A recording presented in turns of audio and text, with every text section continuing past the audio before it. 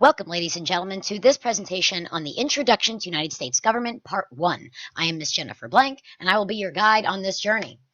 So we're going to talk about a couple of key ideas. We're going to examine the key questions of politics, we're going to discuss some key vocabulary, and I'm going to provide some context for the United States to help you understand how and why our government became what it became. All right, so first of all, the key questions of politics. And these are issues that every nation, every civilization, everybody trying to come up with government has to ask themselves, right? So the first question is, what is the proper role of government? All right, what should government be doing? What shouldn't it be doing, right? So how involved should the government be in our lives? How much control should it have over the economy? And how much control should it have over our personal lives?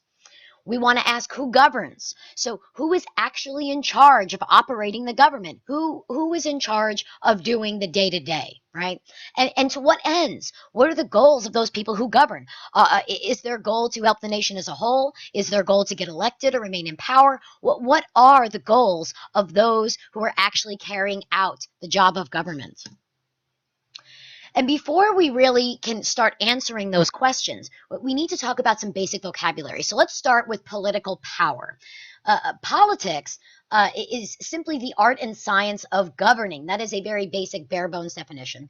Power is the ability of one person to get another person to do what they want.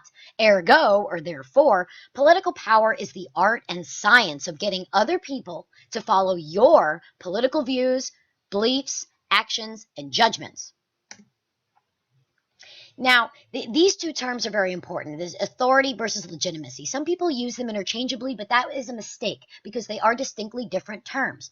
Authority is simply the right to use power.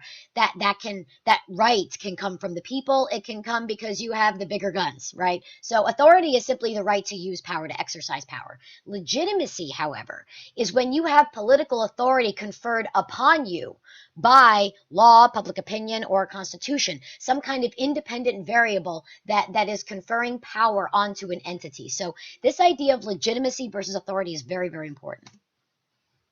Now, let's spend a couple minutes talking about democracy because the politicians drive me completely mad when they run around saying the United States is a democracy. That's not correct. I'm trying to think of an appropriate way to say that because that is quite simply not correct. We are a republic. All right, I want to draw your attention to this down here. We are a republic. All right, in a democracy, all or most citizens hold public office and make policy for society. So if we were a direct democracy, 317 million Americans could march their happy behinds down to Washington, D.C. and cast votes on everything. That is not what we are. We elect representatives to make decisions for us. All right, we send people to Washington to make decisions on our behalf. That is a very, very important distinction. The one common bond that we do share, that Republican governments share with democracies, is that sovereignty resides in the people. This ability to have power and to determine your own destiny. We loan our sovereignty to our elected officials. All right, but we are not a democracy. This is very, very important. And whenever a politician says that, you should be suspect of whatever else they say. You should question every single thing they say, because if they're running around calling us a democracy, they are in point of fact stating something not true. So please remember that. All right, so some key vocabulary. So representative democracy, which what we are, and also Great Britain is another example of this, is a form of government in which representatives elected by the people make and enforce laws and policies. You can also retain the monarchy in a ceremonial role. Pluralism is very important. This is the basic theory upon which our government is based. And when we read Federalist 10 by James Madison, this will become much, much clearer. But pluralism is a theory that views politics as a conflict among interest groups. Political decision-making is characterized by bargaining and compromise. Now, we haven't seen much of that bargaining and compromise lately, and we'll talk about why that is as the course moves forward. But for right now, just commit pluralism to memory because it's going to be very, very important moving forward. A political ideology is a comprehensive set of beliefs about the nature of people and about the role of government. Our political parties in this country each espouse a different political ideology.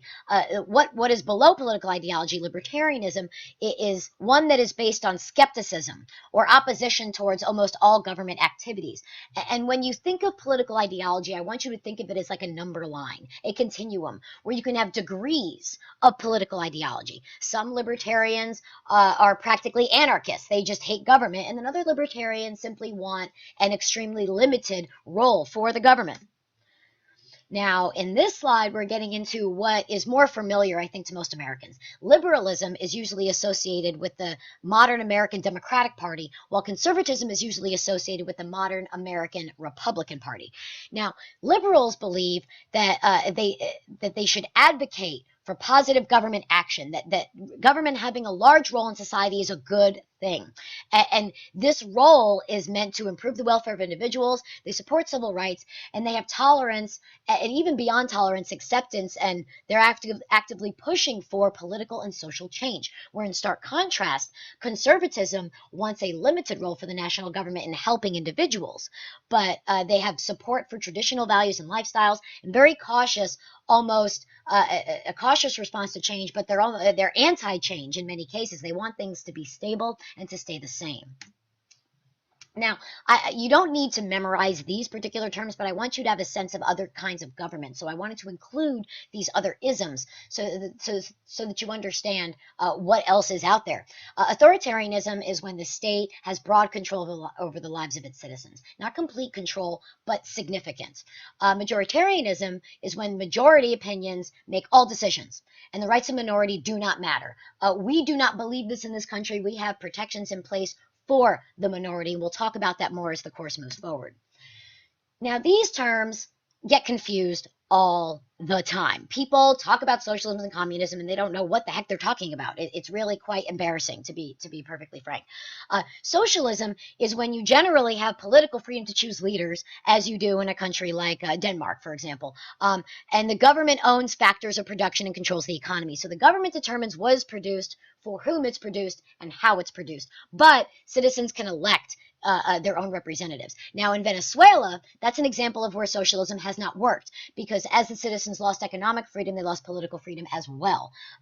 Communism is very, very different. It is not the same system. In communism, a single party controls both the government and the economy, so there isn't free exercise of elections. There may be votes, but they're fake votes. They don't actually have any power. The dominating party is the one who makes all decisions. Now, please don't confuse communism with Marxism. Marxism was created by this guy named Karl Marx in the 1800s, and he championed an ideal society where all economic resources would be controlled by the proletariat or the working class.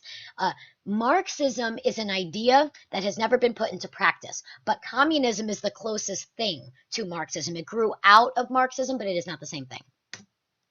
A totalitarian regime is an extreme form of authoritarian rule where the state seeks to control every aspect of its citizens' lives. So it's authoritarianism on crack, basically. And a theocracy is very simply a government based on religion. In the Middle Ages in Europe are a prime example. The Catholic Church controlled everything, including government. They controlled every aspect of citizens' lives. So medieval Europe could be considered a theocracy.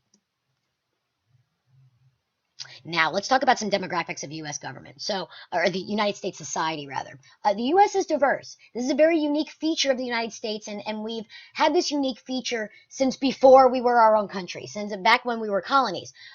So because of this diversity, because of the various folks that we have living here, immigration and nativism, the anti-immigration ideas or feelings, have always been problems. The key question is, how do we Americanize immigrants? What does it mean to be an American, and how do we guide folks who are just joining our nation and becoming that American ideal? So this is a key question that we've always struggled with throughout our entire history. Diversity is also a major factor in identity politics. People organize based on race, ethnicity, sex, sexual orientation, and they compete for public resources and want to influence policy. So these key aspects of American diversity, national origin, race, ethnicity, religion, and economic status, are a major, major feature in our modern political discussion and debate. It really makes a huge difference. How you identify individually influences how you vote in both state, local, and all three of those state, local, and national elections. So it's a very important idea to understand.